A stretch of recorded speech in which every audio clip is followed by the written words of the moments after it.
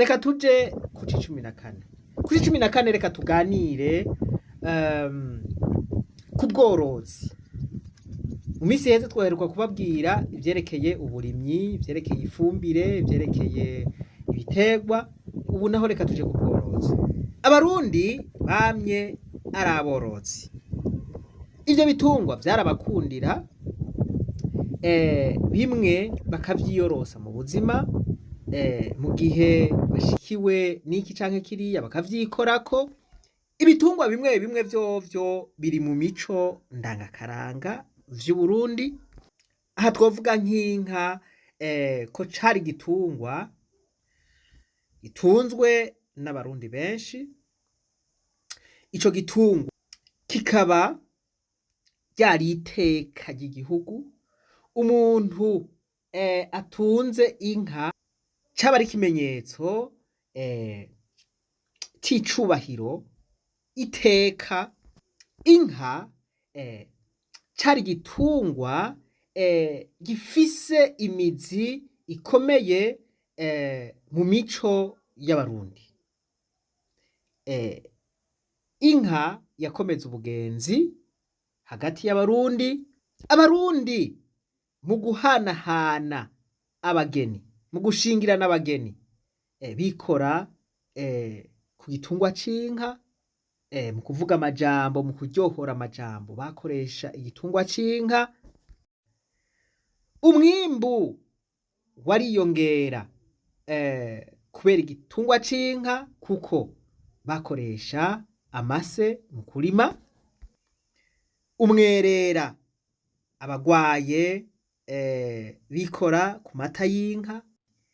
Eka bose muri rusangi amata y'inka yarafise akamaro kanini, gushika n'ubu aracafise akamaro kanini. Inka zasomesha abanyeshure. Eka ubumaro bw'igitungwa c'inka ntabwo novuga ngo mpeze muri iki cigwa, ni bwinshi cane. Inka baroha bakayicako n'imigani myinshi, imwe imwe aho bavuga bati umugabo yivuga uwamugabiye. Wamugabiye iki? Inka. Gushika n'ubu murumva yuko mu mico y'abarundi, mu gukwa, mu zindi manza, bagabirana inka canke amajambo kugira ngo bayaryohore bagakoresha igitungwa c'inka.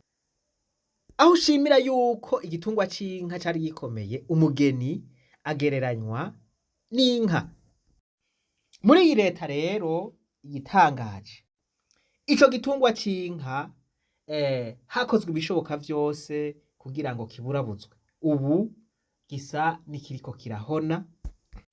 Mu miryango myinshi nta nka bagifise, amatongo ntagicimbuka. Inka zahora zibafasha ubu zarahonye. Umwimbu bahora bimbura ntawo bakironka. Iyi leta rero aho gukomeza igitungwa c'inka, ubu ihimiriza abantu ngo batunge inkwavu. Ikerekana yuko inkwavu arizo zizozana amahera y'agaciro, arizo zizovamwo ibintu vya ngombwa bikenye mu gihugu, ibitoro n'ibindi bintu, amahinguriro akomeye. Ibi rero turetse nuko amahera yarajejwe gutunganya iyo migambi ariko baravuga y'inkwavu, data wanje, turetse yuko yibwa. Muca mwibuka ivyabaye kuheruka gukugwa, umukuru w'igihugu asanze inzu, ikibandahori c'inkwavu cariko kirubakwa catwaye amafaranga amamiliyaridi menshi, kandi ataho kirashika. Ivyo muca mubibona. Minimum ahasira gusanga hakora. Minimum inzira satira twazuba. Tugere turabe mu turitoki ayo yubatswe kijasana. Tucari turaba mu Kirimba ayo yubatswe kijasana. Hanyuma dohezo uze kumbwira ngaho. Kurya gusa nta kindi mwe mushoboye. Tovekana. Ubu we wavuyemo disqualifié. Hanyuma nzoroje kabagira audit technique et financier. Hanyuma ibikurikira tuzongera kuva deme uvuze ngo mwaka yatanguye muri novembre 2020. very true imyaka itatu stade nayitanguye ryari stade intwari yatanguye ryari oya ibuka umwaka stade intwari yatanguye ryari kubaka ayandi mapare nubatse ni ryari pare y'Ibujumbura nayo itanguye ryari genda urange nimeze kwicara gusa muhembwa ibi ntizishobora kubisabira minisitiri twirondera abatekinisiye bacu tuzikorera barabe ko ubunyene jewe mu mezi atanu apiranye atari menshi tutagwa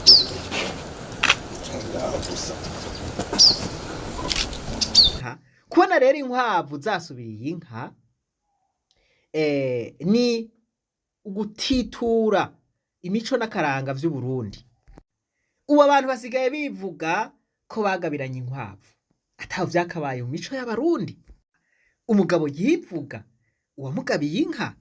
Biragoye gutahura ukuntu igihugu c'Uburundi cotera imbere dufise ivyiyumviro nkamwe nivyo ntawe uvyanse, ariko ni ivyiyumviro bito cane. Abandi biyumvira gukora imigambi yo ku rwego rwo hejuru, voilà,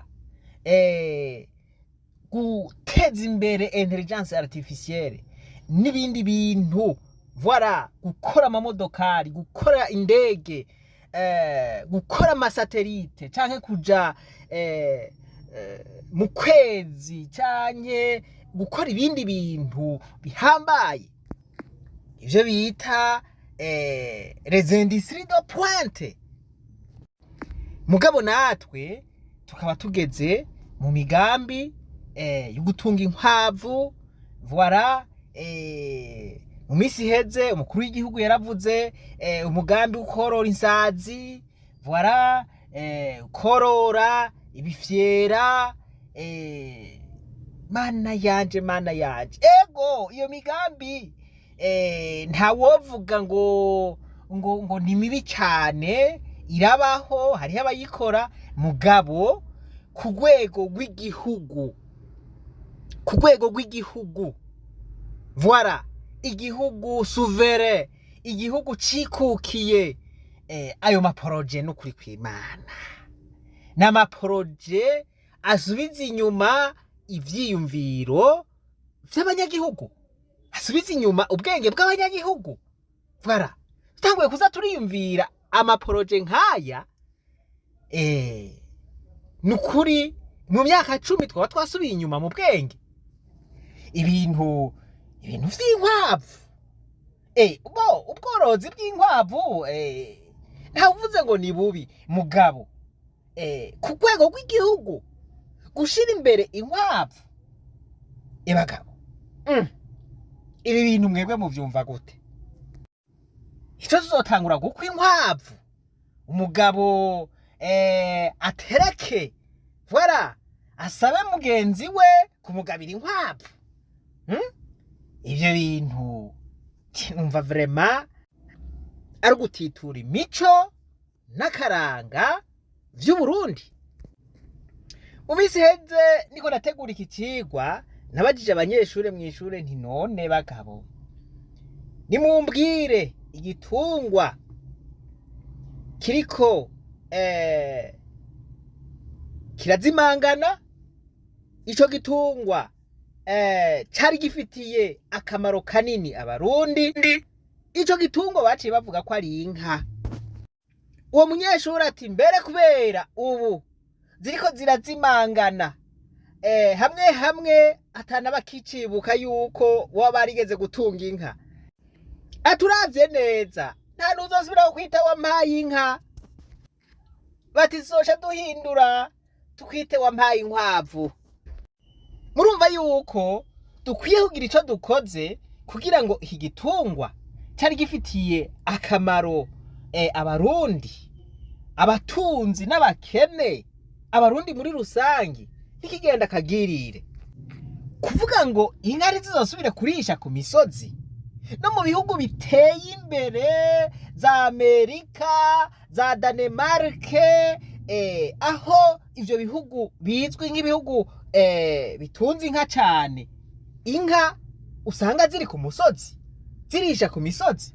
Mugabo twebwe igihugu cageseye, igihugu ca mbere kw'isi gikenye, tugasha tuvuga ngo ntihagire inka isubira ku musozi, ngubu ngo nizirire mu nzu.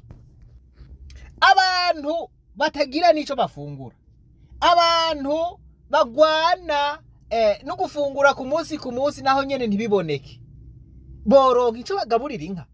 Murazi ingene bizimvye kugaburira inka irira mu nzu. Aka kantu reka ndagasubiremwo kugira ngo mugatahure neza. Mvuze nti inka yari ifitiye akamaro abifise n'abatifise. Kubera iki? Abo bantu bose barashobora kugwara. Umukene arashobora kugwara, agakenera umwerera, agakenera uduta wampaye inka. None iyo nka ata ukitunze, ayo mata azoyakurahe? Azokwicwa n'umwumwa. Hari ibintu dukinako tutategerezwa kubikinako. Nkuba sokuru babona inka ko ari igitungwa gikomeye cyane mu mico n'akaranga vy'u Burundi, bagarutse bo kwifata gute basanze inka tazikiriho. Umunsi umwe tuzorabira hamwe ukuntu Amerika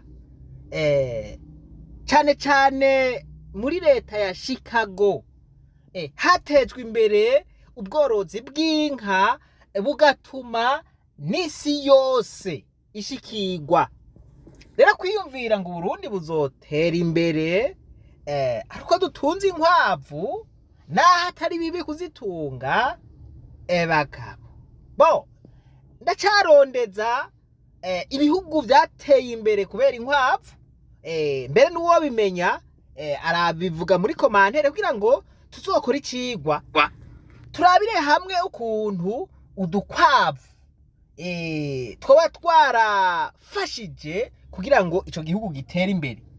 Ego vraiment Eze dushora igihumbi, no kuvuga yuko mufise benshi mufatanye mwese, mukamuvuga muti tuzatwegerageza ingahe, wowe wawe hazova 10, nawe wawe hazova 5, nawe wawe hazova 20, nawe wawe ku kwezi, nk'ukwezi guheze rero uba wazegeranije, hama bakaza kuca bazigura. Ico gihe rero urumva bararonka amahera, bakongera bagafungura nabo inyama muhira, na niyo gyohinguriro naryo rica rishora hanze, ugasanga ya mahera y'agaciro araza. Nk'ugwaruka rwose ruriko rakora umugambi nk'ubu w'inkwavu, muhagira ikintu kimeze ni nka koperative, mugo umwe wese abakora ni nka koperative yari yaborozi. Hanyuma ico gihe maze kugira kumenyana, murashobora kugira nka ruguru mukarondera centre mwubaka, muva muti aha niho twororera inkwavu.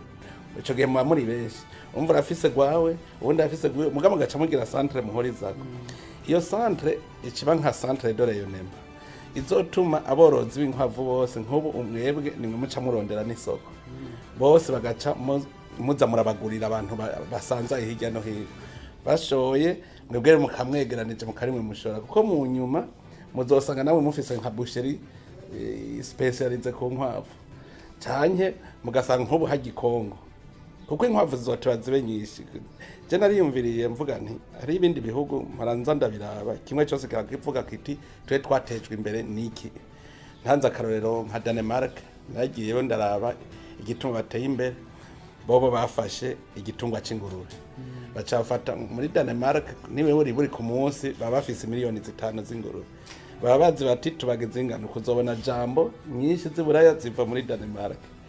Urumva rero natwe nko mu gihugu cacu turashobora kuvuga tuti ni igiki tubona gishobora kuduteza imbere, tukafata nk'ubu tukazovuga tuti inkwavu niyo yabaye isoko ryakuzana nk'amahera y'agaciro. Mu majambo make sinanse gutunga inkwavu oya, ariko mugabo inkwavu zisubiriye inka, inkwavu akaba arizo zihimirizwa cane gusumvya igitungwa c'inka. Turetse yuko ubutunzi n'imibereho vy'abarundi bizosubira inyuma, n'imico n'akaranga vy'u Burundi bizotituka gushika yaho n'amajambo atazosubira kuvugwa.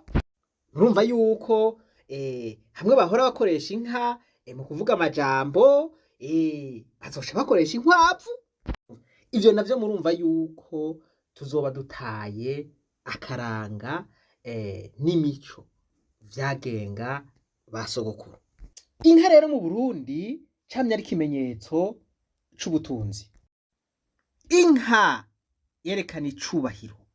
Inka cari igitungwa kizana ubugenzi mu bantu, imigenderanire myiza mu bantu, ukunywana. Inka yari umuvyeyi.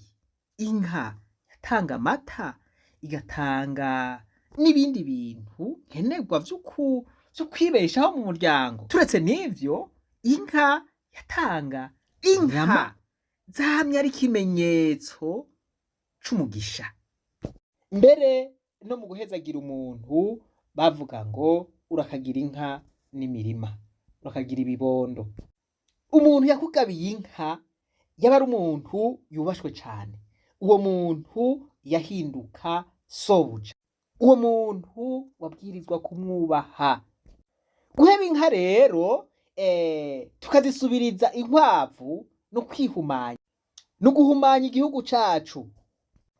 Igitungwa c'inka n'Imana irakizi, iracubaha cane. Inka ziraboneka ahantu henshi mw'ijambo ry'Imana. Reka dusabikanye iki canditse kiri mu Migani igice ca 14 guhera ku murongo wa 4. Haravuga ngo aho inka zitari ikigega cama gusa, ariko kugwira kw'ibirimwa kuva ku nkomezi z'inka. Barundi kazi, iyi ni inkuru nziza. Ntiriwe ndavuga vyinshi, abarundi duhisemwo guhonya inka bisigura ko duhisemwo inzara, kandi tuzoba dukoze ibiciye ku biri n'ijambo ry'Imana. Mu yandi majambo ni kwa guhumana navuga, tuzoba duhumanije igihugu c'u Burundi. Hariho abatemera ijambo ry'Imana bivanye n'ukwemera kwabo, ivyo sinovyinjiramwo cane. Hariho abemera porogaramu z'umugambwe, voilà, gusumba ko abanyagihugu botera imbere. Ariko kandi ndizeye ko hariho abashinga ntahe bashobora gutahura ivyo mvuze muri iyi rubrique canke muri iki cigwa. Rero mvuze ngo umukuru w'igihugu yarashoboye gufasha